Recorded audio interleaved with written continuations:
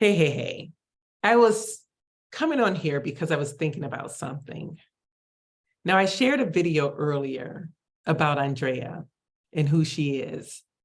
I talked about my 12-week coaching program, which is to help people really live the highest potential of themselves, the best version, the most powerful and authentic version of themselves.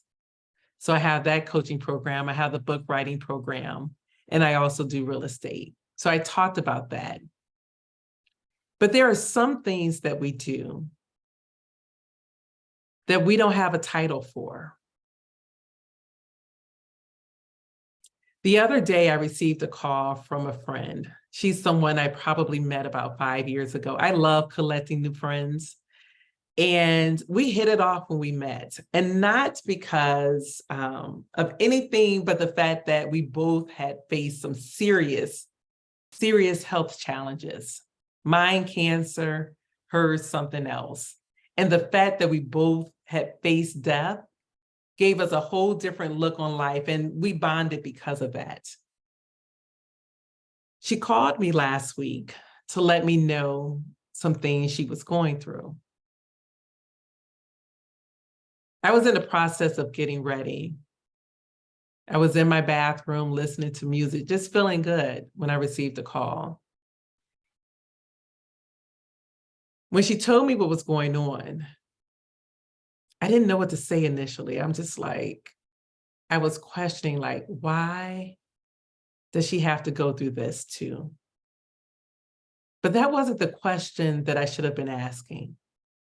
And so eventually I got to the question of, what am I supposed to do? What do I need to say to her?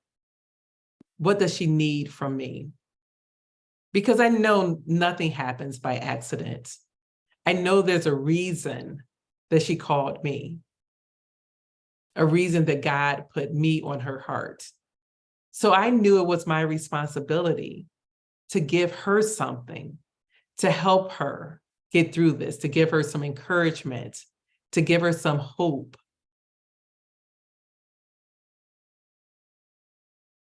I'm reminded of the time I wrote my book.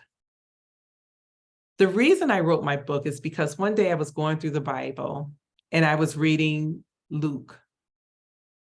Now, I've read Luke many a times before, but it's something about when you go through things, you can see words differently. And there was this part where Jesus was telling Peter that the devil wishes to sift him as wheat, to have his way with him. But then Jesus did something else. He said, but I have prayed for you that you don't lose your faith. And when you get through whatever it is that you're going through or going to go through, that you come back and strengthen your brothers and sisters. And I remember after my cancer experience, I was like, I need to help other people as they face adversity because I've been there. I know how to get through this thing. That is part of my responsibility. So I understood why I received that phone call from my friend. But I tell you, it was something because it was a reminder as to how we all are going through something. There are so many people who are hurting badly. So many people who just need a hug, just need words to get them through the day.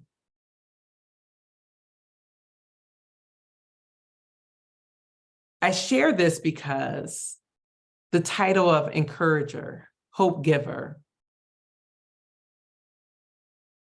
inspirationalist, whatever word, that is not something I do.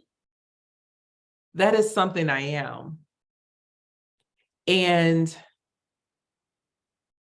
I appreciate the responsibility given to me because that means that God trusts me.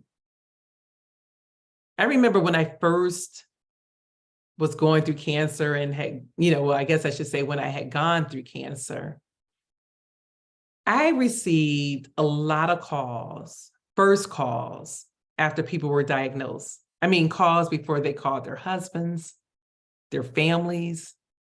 And I used to say, why are they calling me? But then I realized that it was because I was doubting that I was worthy enough to be their first call, when God had already said that you are. And so I don't take my responsibility lightly at all.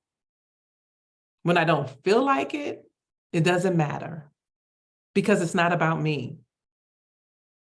That's what the first sentence in the book of, not a book, in the book, The Purpose Driven Life.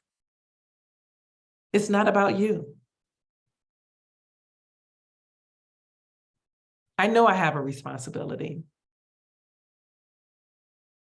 And I'm sure that you have a responsibility placed on your life too.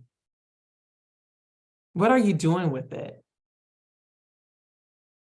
Are you doing what you're supposed to be doing? And I know I come on here and I say some of the same things in a different way. And the reason is because I truly, truly believe that we have to get busy. We have to get busy. There are so many people hurting. So many people. And there are so many people who can help the hurt. But are you doing what is necessary? What is your responsibility to do? I can't even talk right now.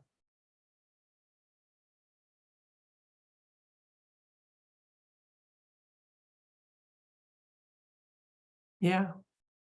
So I just wanted to come on to share that with you, because we all have titles, right? Titles that are given to us. But who are we really? Are we doing what we're supposed to do to make this world a better place? I come on here, or, I don't know when the last time I talked about compassion, but I can tell you that I have taken tons of compassion training. If you didn't know it was such a thing, it is. And it really teaches you how to foster and cultivate compassion for self and for others. And one of the things that I hear every time, is the way to get to joy is by helping somebody else.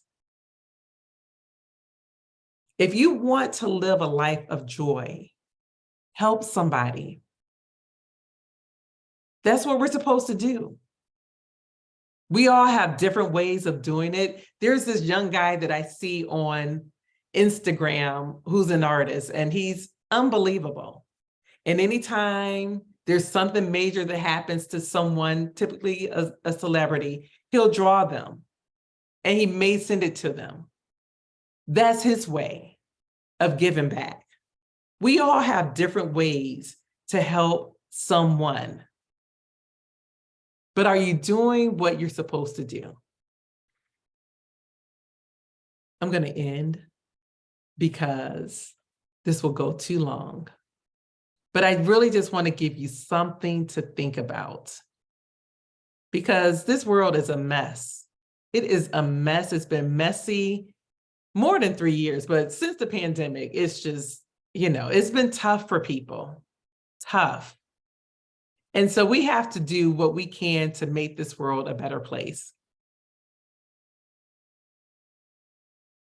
All righty. So I'm going to leave on that. Have a great weekend. Bye-bye.